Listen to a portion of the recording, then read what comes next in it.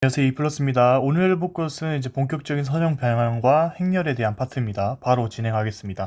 여러분 보시면 이 내용은 이제 바로 이해가 되실 거라 생각합니다. 우리가 기존에 x를 라는 벡터가 있을 때 a라는 행렬을 곱해줘서 새로운 변환 행렬을 구해줬죠. 그래서 Rn에서 Rm으로 간다. m 곱하기 n 행렬일 때 이 이야기가 이해가 되셔야 합니다. 혹시 이해가 안 되면 다시 한 번 더 복습하셨으면 좋겠습니다. 자, 표준 행렬이라고 되어 있어요. IN이라고 하고 뭐 이렇게 뭐 적혀 있는데 이제 새로운 표현인 거죠, 여러분들. 이전에 제가 설명을 했는데 I, J, K 뭐 이런 단위 벡터들에 대해서 이야기를 했죠. 뭐라고 했습니까? 얘는 100, 얘는 010, 얘는 001. 그래서 벡터에 외적할 때도 사실 IJK가 나온 적이 있더라라고 이야기를 했습니다. 자, 근데 IJK 계속 이렇게 나타낼 거예요? IJK, LMNOP 뭐 이렇게 할 거야? 아니란 말이야. 그래서 공식적으로 좀 많이 쓰는 것은 E1부터 E2 블라블라 EN까지 이런 식으로 표현합니다. 그럼 얘는 E1이라고 하고 E2라고 하고 E3라고 하고 그러면 얘네들은 총 3개. 그러면 n개면 어떻게 됐어? 이 n까지 표현이 이렇게 되는 거다라는 것을 알 수 있다인 겁니다. 이것을 전부 다 모아두면 어떻게 됐습니까? 항등행렬꼴이 나오겠죠. 맞나요? 이 녀석도 항등행렬꼴이 나왔으니까. 얘네들을 합쳐보면 가로가 그 대각선이 전부 다 1이고 나머지가 다 0인 것으로 나타나니까. 됐나요? 이 녀석을 이제 어떻게 나타냈습니까? x 벡터가 있고 x1부터 xn까지 서로 이제 곱한 선형 결합의 형태로 나타낼 수 있겠죠. 그래서 이 녀석을 바로 이렇게 대입을 해줘서 이 자체 전체 대입한 것을 해줘도 되지만 AX니까 이게 X 자리에 얘를 한꺼번에 해서 넣어줘서 풀어도 되지만 우리가 어떻게 할 수 있다 해서 선형성 때문에 분리할 수 있다고 했습니다. 각각 분리해서 슈퍼포지션 룰, 중첩의 원리에 대해서 이야기를 했죠. 슈퍼포지션 프린시플. 자, 그렇게 해서 이 상태를 어떻게 나타낼 수 있습니까? 이것과 이것으로 나타낼 수 있고, 그죠? 단순 곱셈이죠. 그러면 이게 AX의 의미이고, 그러면 A라는 행렬은 이렇게 두는 거다. 얘로 이렇게 됐습니까? 단순 개념을 조금 그냥 흐름만 이해하면 돼요. 가볍게 이해하시고 그러면 우리가 예를 들어서 이러한 단위 벡터 여기를 뭐라고 한다? i라고 한다. 근데 이제 뭐라고 한다? E1이라고 하고 같은 겁니다. 그 다음에 이쪽은 어떻게 될까? 얘는 J라고 하고 E2 이런 식으로 표현하는 거다라는 것을 알 수 있다라는 겁니다. 됐죠? 자, 이 개념 한 번 더 읽어보시고 이해만 좀 하셨으면 좋겠습니다. 넘어가겠습니다. 자, 예전에 제가 사형이랑 전단에 대해서 예시를 들었던 것처럼 한 번 더 복습 겸 전부 어떤 책에 나오는 것들에 대해서 좀 설명해 드리겠습니다. 가볍게. 자, 팽창변환이라고 되어 있어요. 이거는 여러분들 어떤 시야로 좀 보시면 되냐면 A라는 행렬이잖아. 우리가 X라는 벡터가 있어. X라는 벡터가 이렇게 있는데 이 X라는 벡터의 위치를 바꾸고 싶은 거야. 그래서 X라는 벡터를 예를 들어서 1,1이라는 벡터라고 생각해 볼게요. 그러면 AX를 해서 새로운 TX를 만들어주는 약간 이런 과정이 있었죠.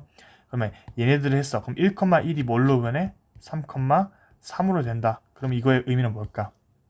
우리가 그래프를 그려보면서 한번 확인해 보면 1,1 여기를 화살은 화살이 3,3으로 길어졌죠.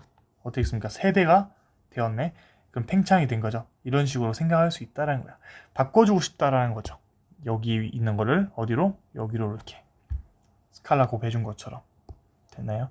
자, 회전 변환입니다. 처음에 보면 좀 낯설죠? 회전 변환. 뭐 사실 여러분들 암기해서 하시는 분들 많을 겁니다. 이 A라는 행렬을 이렇게 해주면 이건 파이라는 표시입니다. 파이 발음 파이. 이 파이라는 거 근데 저는 좀 어색하니까 뭐 좀 다르게 표현해 드릴게요. 처음이신 분들은. 자, 위에서 이 A라는 행렬을 예를 들어서 1,1이야. 이게 무슨 의미냐면 이 파이만큼 이 파이에 45도가 들어갈 수 있고 90도가 들어갈 수 있고 다양하겠죠. 90도가 들어갈 수 있고 이 1,1의 위치를 회전시켜 주고 싶은 거야.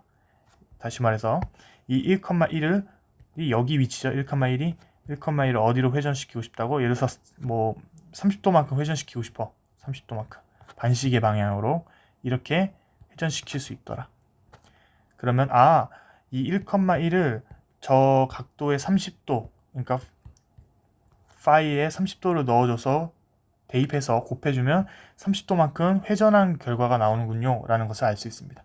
그래서 그래도 한 번쯤은 왜 이러한 그 A라는 행렬이 나왔는지 유도 한번 해드리겠습니다. 너무 어려울 것 같은데요가 아닙니다. 좀 쉬우니까 걱정 마시고 따라와 주셨으면 좋겠습니다. 자, 이 그림 보이시나요?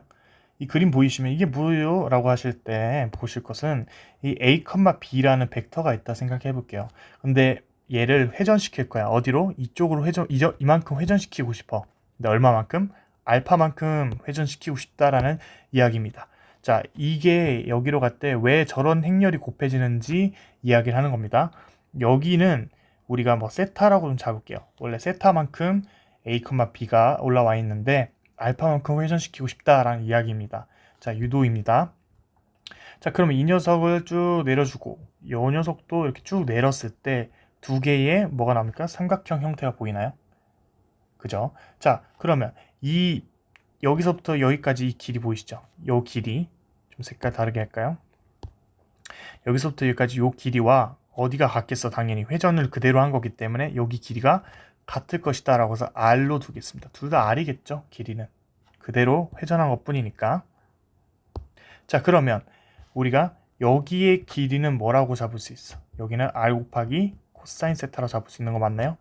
여기는 R 곱하기 사인 세타로 잡을 수 있더라. 너무 어려워 하면 너무 오랜만에 수학을 잡으신 분들을 위해서 좀 이분만 좀 해드리면 사인 세타는 뭡니까? 사인 세타는 R분의 여기 길이가 뭐야? 여기 길이가 B죠? 여기 길이는 A고 그럼 R분의 B죠? 그럼 B 이퀄 뭐가 됩니까? R 곱하기 사인 세타가 된다는 거예요.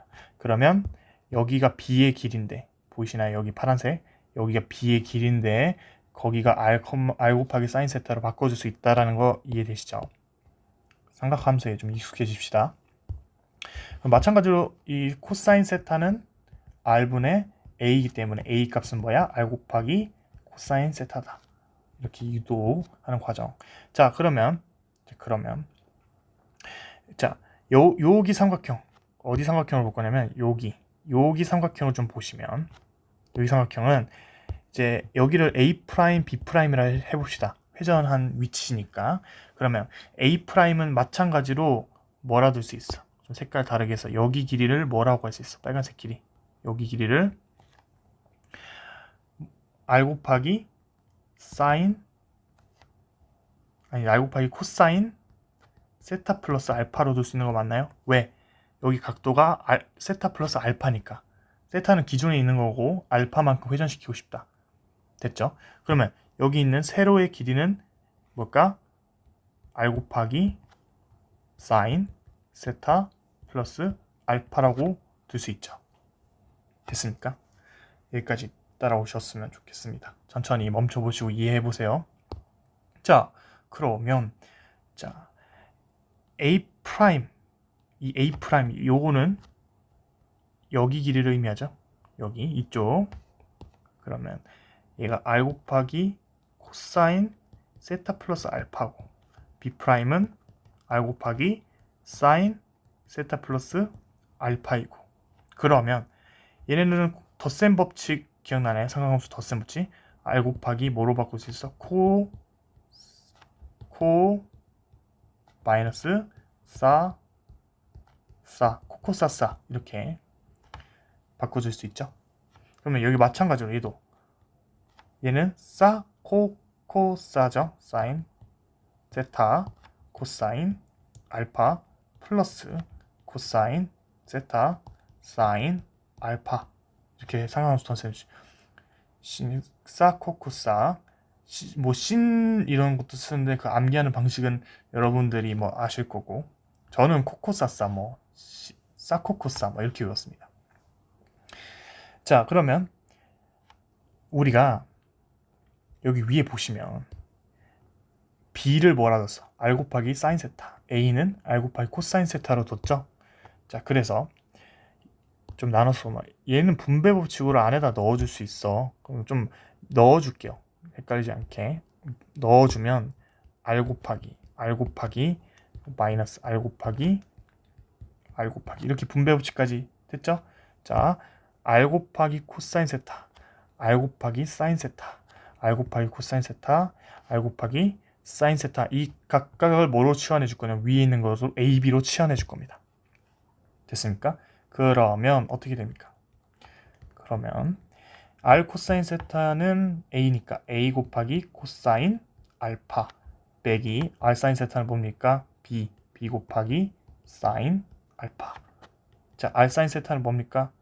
B 곱하기 코사인 알파 플러스 A 곱하기 사인 알파가 나옵니다. 됐습니까? 자, 이제 요걸 보고 여러분들이 생각할 수 있어. 뭐로 묶어줄까? A는 A끼리, B는 B끼리 묶어주고 싶다라는 생각이 들죠. 그런 생각이 안 드는데 유도 과정이니까 그렇게 생각할 수 있죠. 자, 얘네 둘의 위치를 좀 바꿔서 보면 무슨 말 하는지 알 겁니다. 그러면 A 곱하기 사인 알파 더하기 B 곱하기 코사인 알파니까 지워줄게요. 헷갈리니까 이렇게 됐다 생각해보자. 자, 그러면 A는 A끼리 묶어주고 B는 B끼리, A는 A끼리, B는 B끼리 묶어주면 어떻게 됩니까? 자, 코사인 알파 사인 알파 A 더하기 마이너스 사인 알파 코사인 알파 하고 B 이 형태 어디서 많이 봤죠? 합쳐줄 수 있다. 우리가 코사인 알파 마이너스 사인 알파 코사인 알파가 뭐랑 같다? A 곱하기 B 아니 A, B 형태와 같다라는 것을 알 수 있습니다. 그러면 이거의 의미는 뭐야? 이거의 의미는 여기서 시작됐잖아. 그럼 A 프라임, B 프라임이 된다라는 거고 결국 최종적인 이 형태는 됐습니까? 자, A, B라는 행렬은 우리가 원래 최초의 그 좌표잖아. 이 A라는 요 행렬을 곱해주니까 그만큼 회전한 알파만큼 회전한 어디로 회전해? 반시계 방향으로 회전한 거 맞나요? 여기서 여기로 반시계로 회전했으니까 됐죠? 그렇구나. 그래서 이러한 결과가 나왔구나라는 것을 여러분들이 인지하실 수 있다는 겁니다. 됐나요? 한 번쯤은 유도해 볼 만 하겠죠. 자, 여기까지 한번 복습해 보시고 끊었다가 다음 바로 강의 영상 이어서 진행하겠습니다. 감사합니다.